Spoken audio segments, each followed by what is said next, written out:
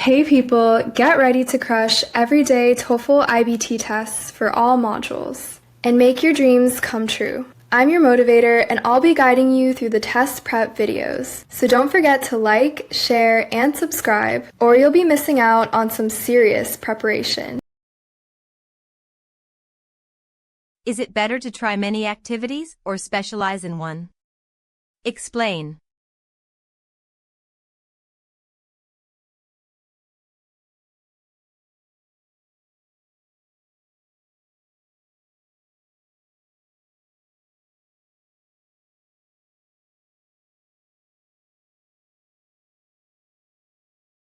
Begin speaking now. I think it is better to try many activities. Because when you try many things, you can learn many different things. For example, I try swimming and also painting and cooking. These are all different, but I like them. If you only do one thing, maybe you get bored. Also, you don't know what you are good at if you don't try. So trying many activities is good for people. You can find what you really like.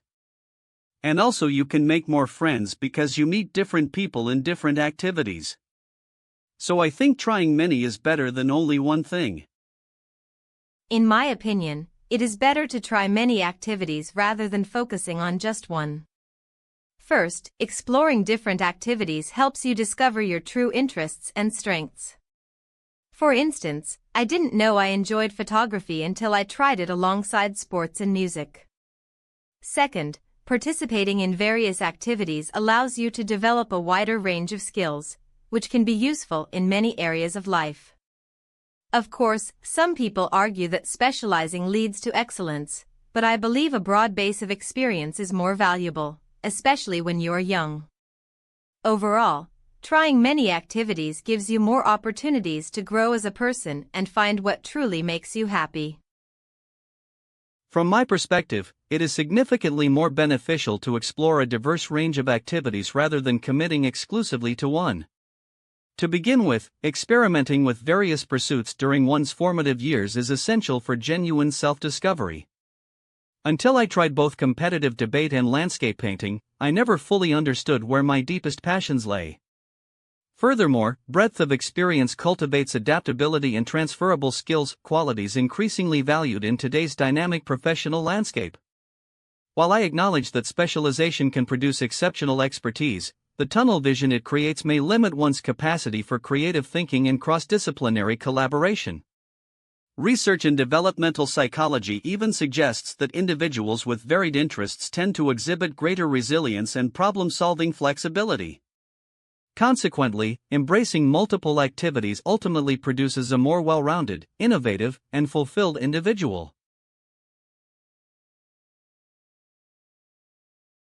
Effective immediately, Riverside University Library will extend its operating hours on weekends. Beginning this Saturday, the library will remain open until midnight on both Saturdays and Sundays, compared to the previous closing time of 6 p.m. This change comes in response to student surveys indicating that many students prefer to study on weekends when weekday schedules are demanding. The extended hours will include full access to computer labs, research databases, and reference staff assistants. The university hopes this adjustment will support student academic performance and provide a quiet, well-resourced study environment during peak study periods leading up to midterm and final examinations. 2 students, a male and a female, discussed the announcement outside the library. The male student has clearly read the notice and shares his enthusiastic reaction, giving 2 specific personal reasons why he supports the change. The female student listens and occasionally prompts him to elaborate. The male student strongly supports the extended weekend library hours. He explains that his part-time job occupies most of his weekday evenings, leaving him little time to visit the library when it is needed most. He also stresses that having computer labs and reference staff available during those extended hours is critical because many of his research assignments require specialized academic databases that are not accessible anywhere else on campus. The student expresses an opinion about the announcement. State the opinion and explain the reasons given.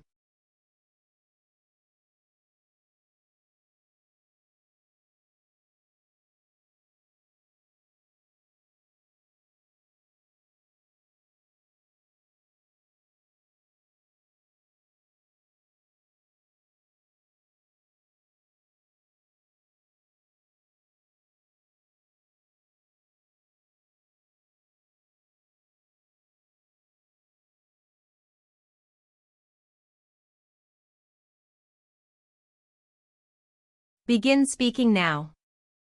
The announcement says the library will open more time on weekends. Now it close at midnight, not 6 o'clock.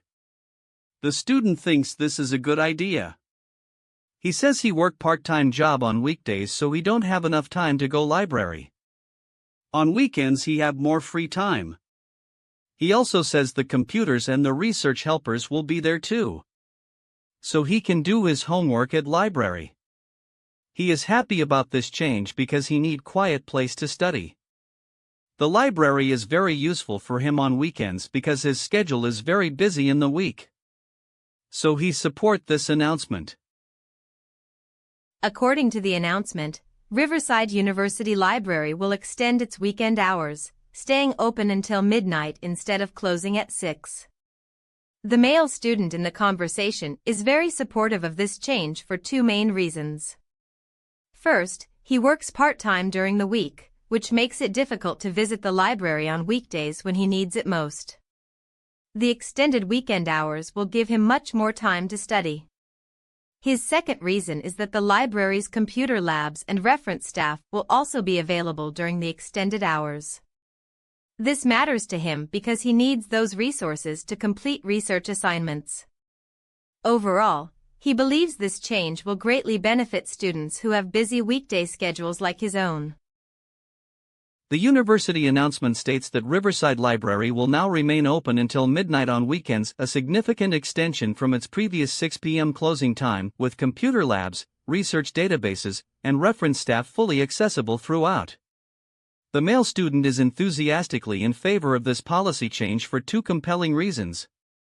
First, he holds a part-time job on weekday evenings, which severely constrains his ability to visit the library precisely when coursework demands are highest. The extended weekend hours would effectively resolve this recurring scheduling conflict. Second, he emphasizes that professional research assistance and specialized database access during those hours are indispensable, since the academic databases he relies on for assignments are unavailable anywhere else on campus. Taken together, his reasons illustrate why this initiative directly addresses the practical academic needs of working students. Functionalism is a foundational principle in modern architecture, asserting that the design of a building should be determined primarily by its intended purpose.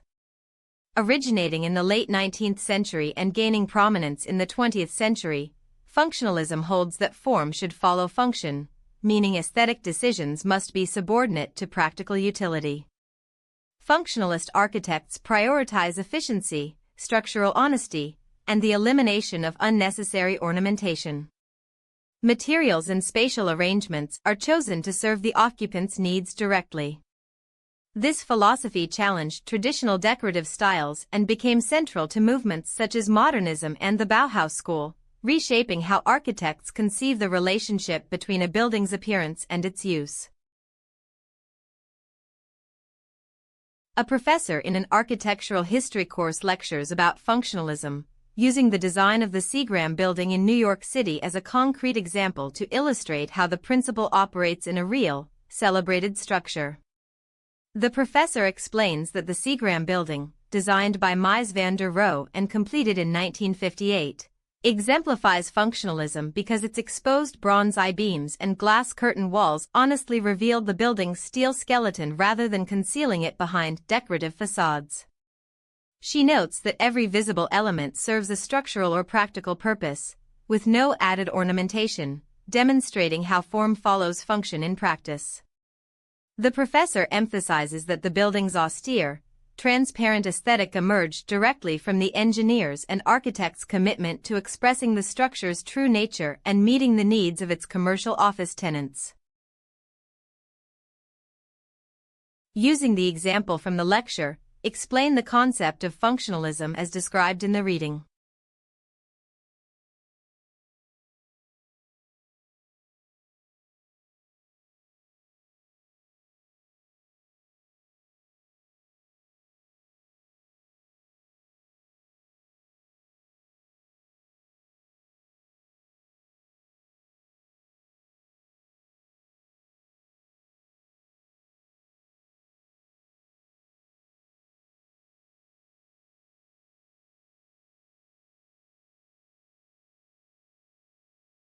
Begin speaking now. The reading says functionalism means a building's design should come from its purpose, not decoration. The professor talks about the Seagram building. She says this building shows functionalism because it has glass and metal on the outside. There is no decoration on it. So the building looks the way it does because of how it works, not because of style. This connects to the reading's idea about form following function. According to the reading, functionalism is the principle that a building's design should be driven by its intended purpose, and that form should follow function rather than decorative tradition. The professor illustrates this with the Seagram building in New York, designed by Mies van der Rohe. She explains that the building's exposed bronze beams and glass walls were not chosen for visual style but because they honestly revealed the steel structure underneath, serving both a structural and communicative purpose. This directly reflects the reading's point that functionalist architects prioritize utility and structural honesty over ornamentation, making the Seagram building a strong real-world example of the concept. The reading defines functionalism as an architectural principle holding that a building's form should be dictated by its function, prioritizing practical utility and structural honesty over decorative ornamentation, a philosophy central to modernism and the Bauhaus school. The professor brings this abstract concept to life through the Seagram building, completed in 1958 and designed by Mies van der Rohe. She points out that the building's exterior features exposed bronze I-beams and a glass curtain wall that deliberately reveal the steel skeleton beneath, rather than concealing the structure behind traditional ornamental facades. Every visible element, the professor notes, fulfills a structural or practical role with no superfluous decoration whatsoever. This is a precise embodiment of the reading's core claim, because the architects committed to expressing the building's true structural nature and serving its commercial office tenants efficiently, the austere, transparent aesthetic followed necessarily from function. In other words, the Seagram building's appearance was not an independent artistic choice but a direct consequence of its purpose and construction, exactly what the reading means by form following function. A marine biology professor delivers a lecture on bioluminescence, explaining the biological mechanism behind light production in ocean organisms and focusing on two main adaptive functions it serves: predation and defense. She uses specific deep-sea species as examples to illustrate each function. The professor first explains that bioluminescence is the production of light through a chemical reaction between a compound called luciferin and the enzyme luciferase, which releases energy as visible light with virtually no heat. She then discusses how the anglerfish uses a bioluminescent lure dangling from its head to attract prey in the pitch-dark deep ocean, making predation possible where no sunlight penetrates. Second, she describes how the ostracod, a tiny crustacean, releases a cloud of glowing mucus when threatened, startling or distracting predators long enough for the ostracod to escape, illustrating bioluminescence as a defensive mechanism. Together, these examples show that bioluminescence has evolved independently in many species because it confers critical survival advantages in the deep-sea environment.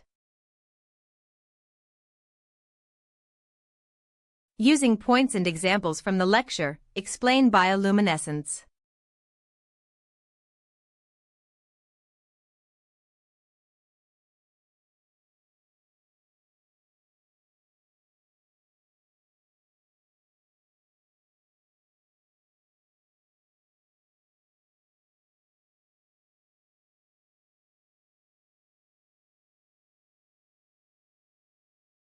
Begin speaking now. The professor talks about bioluminescence, which is when animals in the ocean make light. She says there is a chemical reaction that makes the light. One example is the anglerfish, which has a light on its head to catch food. Another example is a small animal that uses light to scare away predators so it can escape. So bioluminescence helps animals survive in the deep ocean where it is very dark.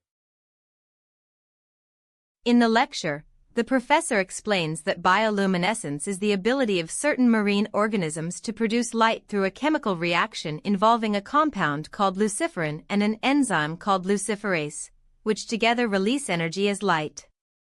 She focuses on two main functions this serves. First, she describes predation. The anglerfish dangles a bioluminescent lure from its head to attract prey in the deep ocean where there is no sunlight.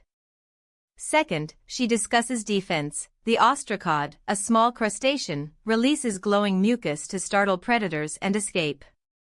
Both examples show that bioluminescence has evolved because it gives animals important survival advantages in dark deep-sea environments.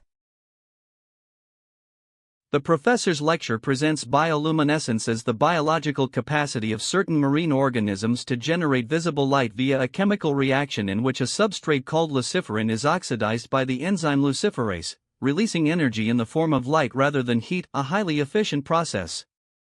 She organizes her discussion around two key adaptive functions that explain why bioluminescence has evolved independently across so many deep-sea species. The first function is predation. The professor uses the anglerfish as her example. This species possesses a specialized bioluminescent appendage, or lure, that dangles in front of its mouth in the total darkness of the deep ocean. Smaller prey, drawn to the only visible light source in their environment, swim directly toward the anglerfish and are consumed.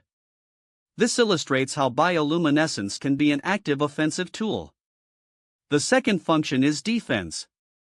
Here the professor describes the ostracod, a tiny crustacean, which when threatened ejects a burst of bioluminescent mucus into the water. The sudden flash of light startles the approaching predator, creating a distraction that allows the ostracod to flee to safety. Taken together, the anglerfish and ostracod examples demonstrate that bioluminescence is not a single-purpose trait but a versatile biological tool shaped by evolution to solve fundamentally different survival challenges, hunting and escape, in an environment defined by the absence of natural light. Hey people, how was your test? Don't forget to like, share, and subscribe, or you'll be missing out on some serious fun. See you tomorrow!